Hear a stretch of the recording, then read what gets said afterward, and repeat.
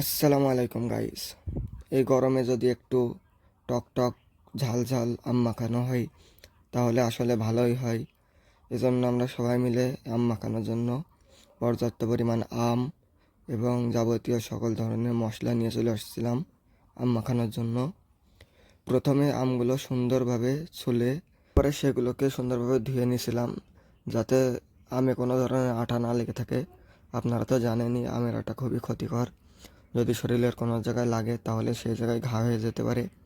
এজন্য সেগুলোকে ধুয়ে আমরা কুড়ে নিচ্ছিলাম আলাদা একটি পাত্রে। কুড়ার সাথে সাথে আমরা একটু খেয়েও নিলাম। তারপরে কয়েকজন এসেছিল আম খাওয়ার জন্য, কিন্তু এটা এমন একটা জিনিস যার ভাগ সবাইকে দিতে মন চায় না। এজন্য তাদেরকে মেরে ধরে তাড়িয়ে এখান থেকে সরিয়ে দিছিলাম। আসলে মজাই লাগছিল তাদের সাথে মজা করতে। তো তারপরে আবার আমরা শুকনো ঝাল ছিল সেগুলোকে পুড়িয়ে নিচ্ছিলাম লাইটের মাধ্যমে। সকল ধরনের ঝাল পুড়িয়ে নেওয়ার পরে সেগুলো একটা বাটিতে লবণের মাধ্যমে প্রথমে মাখিয়ে নিয়ে এরপরে যে মশলা ছিল এটাতে ছিল সরিষা ছিল, কাঁচা ঝাল এবং তেঁতুল, একসাথে সবগুলোকে মাখিয়ে একটা আলাদা মশলা বানিয়ে নিলাম।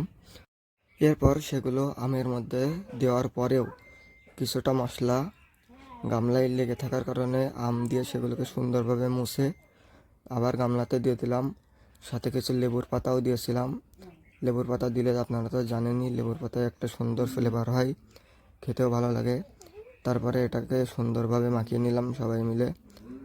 একটু লবণ কম হয়েছিল, পর্যাপ্ত পরিমাণ লবণ দিয়ে সুন্দরভাবে মাখিয়ে নিলাম।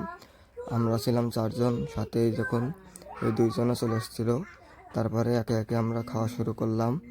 টক টক ঝাল ঝাল ভালোই লাগছিল খেতে। তো সবাই মিলে খাওয়া শুরু করলাম।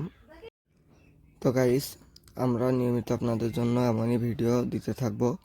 আপনারাও দেখবেন, লাইক করবেন, কমেন্ট করবেন এবং শেয়ার করবেন। আর আমাদের ভয়েস একটু প্রথম দিকে একটু খারাপ হতে পারে, আপনারা আমাদেরকে জানাবেন যে কোনো জায়গায় কোনো সমস্যা হলে আমরা এটা পরবর্তীতে ঠিক করার চেষ্টা করব। সবাই ভালো থাকবেন।